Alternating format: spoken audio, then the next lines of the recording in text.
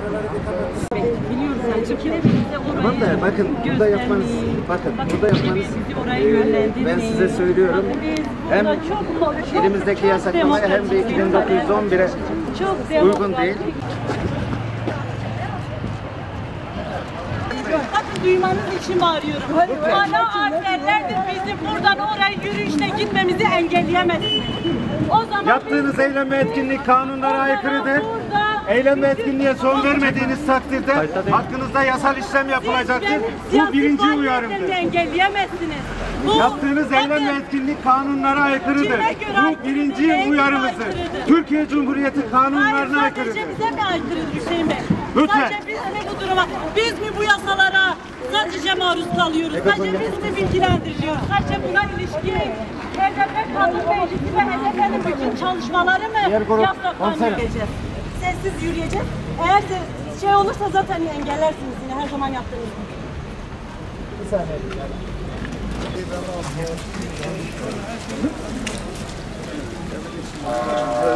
Tutulan ve bir kumpas neticesiyle bugün... Şurada kameraların önünde konuyu yüksek sesle konuşmayalım. Biz tam da bunu konuşacağız. Hayır. Kameraların önünde bütün dünyaya, bütün herkese bunu her yerde, her fırsatta söyleyeceğiz Hüseyin Bey.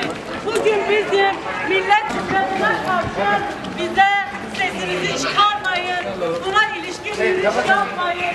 Buna ilişkin en demokratik hakkınız olan protestoyu yapmayın. Beyler yanıma gelin. Beyler gel yanıma gel. Kaldır kalkanlarını. Kaldır takıyor sen de. Kaldır kalkanlarını. Kaldır. Kaldır. Kaldır. Git sen de. Hüseyin Bey bizim maruz kaldığımız Biraz ileri koş.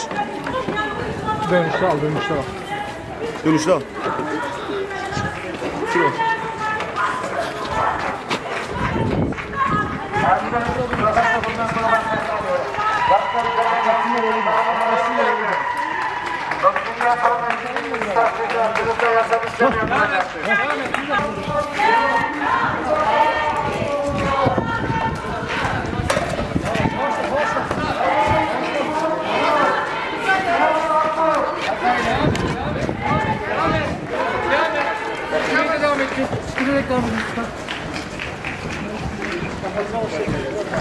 Tamam arkadaşlar biz burada yapacağız.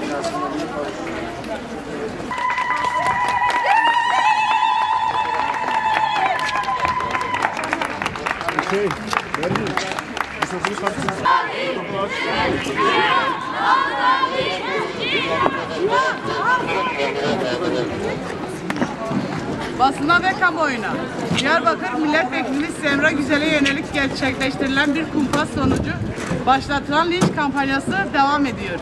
Bir fotoğraf karesi üzerinden hedef gösterilen Semra yoldaşımızın milletvekilliğinin düşürülmesi için alelacele toplanan karma komisyonda dokunulmazlığının kaldırılması yönünde karar çıkmıştır. AKP, MHP, faşist bloğu erkek yargısı ve yandaş basını adeta topyekun bir saldırı başlatarak halk iradesini kadınların iradesi yok saydığını bir kez daha göstermiştir. AKP vekilleri tarafından göz göre göre suç işlenmiş, gizli kararı olan bir dosyada bulunan fotoğraflar basına sızdırılmıştır. Semra vekilimiz hakkında her adımı tasarlanarak verilen bu karar münferit bir karar değildir.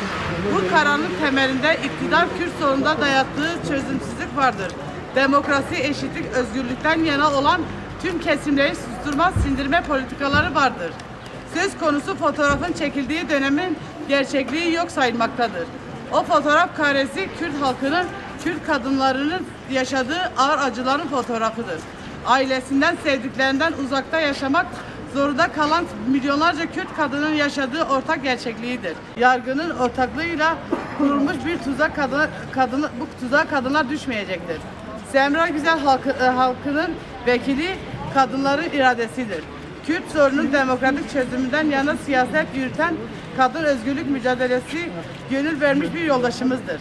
Yaşadığı ağır acılara rağmen Kürt ve kadın düşmanı politikalar karşısında boyun eğmeyen duruşu mücadelemizden taviz vermemiştir. Bundan sonra da vermeyeceğini defalarca kez belirtmiştir. İhma ve inkar siyasetiyle Kürt sorununda çözümsüzlüğü dayatan tecrit politikaları ile ülkeyi savaş ve kaosa sürükleyen AKP, MHP, faşist bloğu vekilimizin dokunulmazlığını kaldırarak başarılı olmayacaktır. Defalarca aynı yöntem uygulanmıştır ve bu yöntemi uygulayan her iktidar tarihte karalı bir leke olarak kalmıştır. HDP'ye saldırıyla, kumpas davalarıyla, kapatma davaları ile yaşadığı bu boyutlu krizi çözmeye çalışmaları dönüp tarihe bakmalıdır. Daha önce de vekillerimizin dokunulmazlığını kaldırarak vekillerini düşüren siyaset anlayışı tutmadı. Yine tutmayacak. Halkın seçilmişlerini hapsederek siyaset yapmasını engelleyerek kadın mücadelesi yürütmesine engel olarak çözümsüzlüğü dayatan iktidar şunu bilsin ki Kürt sorununun demokratik çözümü için müzakere ve diyalog dışında bir yol yoktur. HDP bu ülkede demokrasinin teminatıdır. Demokratik siyasetin öncüsüdür. Milyonlarca insanın gönül verdiği bir partidir. Kadınların, gençlerin partisidir. Milletvekillerimizi hedef göstererek belediyelerimize kayyum atayarak teklik rejimini inşa etmeye çalışanlara en büyük cevabı başta kadınlar olmak üzere halkları verecektir. İktidarın bu politikalarına çanak tutanların da bilsin ki bugün Semra'ya yapılan saldırılar yarın sizlere de yapılacaktır.